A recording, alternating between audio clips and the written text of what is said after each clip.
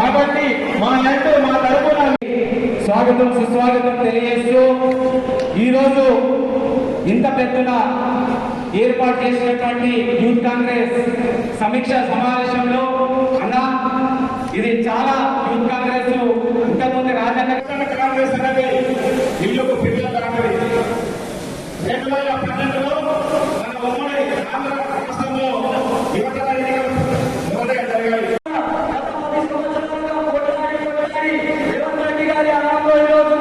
కాంగ్రెస్ పార్టీని అధికారంలో తీసుకొచ్చుకుందాం. 6 గ్యారెంటీలు ఏదైతే చెప్పిన ప్రతి సంవత్సరాలుగా మాతో ఉంటూ మన కోసం పనిచేస్తూ మన ఇంటబడి ప్రజల మీద మనకు ఎత్తుకుంటూ నడిపించినటువంటి అధ్యక్షుడు సీనన్న గారికి, ఎల్లారెడ్డి నియోజకవర్గ సర్దారాయ గారికి, అదే విధంగా ఈ యొక్క కార్యకర్తల యువజన కాంగ్రెస్ కార్యకర్తల సమావేశానికి ఇచ్చేసిన ఈరోజు తెలంగాణ రాష్ట్ర యువజన కాంగ్రెస్ అధ్యక్షుడికి ధన్యవాదాలు. ఖచ్చితంగా పిసిసి గారితో కానీ మన ముఖ్యమంత్రి రేవంత్ గారితో కానీ ఆల్రెడీ అడుగుతున్నాము. 25% రాష్ట్ర వ్యాప్తంగా 25% సీట్లు యూత్ కాంగ్రెస్ కార్యకర్తలకు జెడ్పీటీసీగా ఎంపీటీసీగా ఇవ్వాలని ఖచ్చితంగా ఈరోజు రాష్ట్రం అంతా తిరిగి అన్ని జిల్లాలలో ఎక్కడెక్కడైతే యూత్ కాంగ్రెస్ నుంచి అర్హులైన వాళ్ళందరినీ నేమ్స్ కానీ డేటా కానీ కలెక్ట్ చేయడం జరుగుతుంది. మన ముఖ్యమంత్రి గారి ఈ 18 నెలల్లో ప్రవేశపెట్టిన సంక్షేమ పథకాలు ఎక్కడో చిన్న లోపం మనమంతా మంచి చేస్తున్నా కానీ అవి జనాలకు మనం చెప్పుకోలేకపోతున్నాం.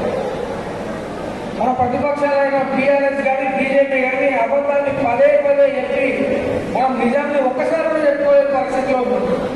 ఈ రోజు వాళ్ళు 10 సంవత్సరాలు ఈ రాష్ట్రాన్ని దోచుకొని ఒక జాబ్ కూడా ఇవ్వని పరిస్థితి ఉంటే మనం కేవలం 18 నెలల్లో 50,000 జాబులు ఇస్తాం.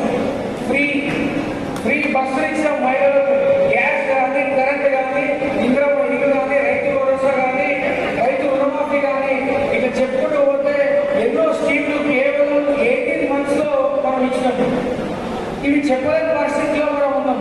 సో ఈ బాధ్యత యువజన కాంగ్రెస్ మిత్రులందరూ తీసుకొని ఇంటింటికి ఈ పథకాలను మన రేవంత్ రెడ్డి గారు కూడా యువకుడే అలానే మరి వారికి ఉన్న ఉత్సాహం మనలో కూడా ఉండాలా. మరి ఏ విధంగా అయితే రాష్ట్రాన్ని ముందుకు తీసుకెళ్లామని చూస్తున్నాడో అదేవిధంగా మనం కూడా మన పాన్సడు నియోజకవర్గాన్ని కూడా ముందుకు తీసుకెళ్లాలి.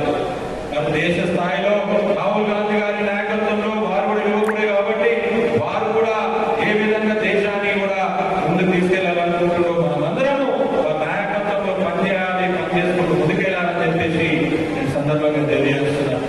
మరి ఈరోజు మీ అందరికీ తెలుసు మన నియోజకవర్గంలో పోచారం శ్రీనివాస్ రెడ్డి గారి నాయకత్వంలో ఈరోజు రాష్ట్ర స్థాయిలో చేయలేని పనంతా మన నాయకుడు పోచారం శ్రీనివాస్ రెడ్డి గారు కేవలం నియోజకవర్గం చేయడం జరిగింది. గత ప్రభుత్వంలో కానీ ఎప్పుడైనా సరే మనకి నాయకుడు అంటే పోచారం శ్రీనివాస్ రెడ్డి గారు, మన దేవుడు ఎవరు అంటే మన నాయకుడు పోచారం శ్రీనివాస్ రెడ్డి గారు తెలియజేస్తున్నారు.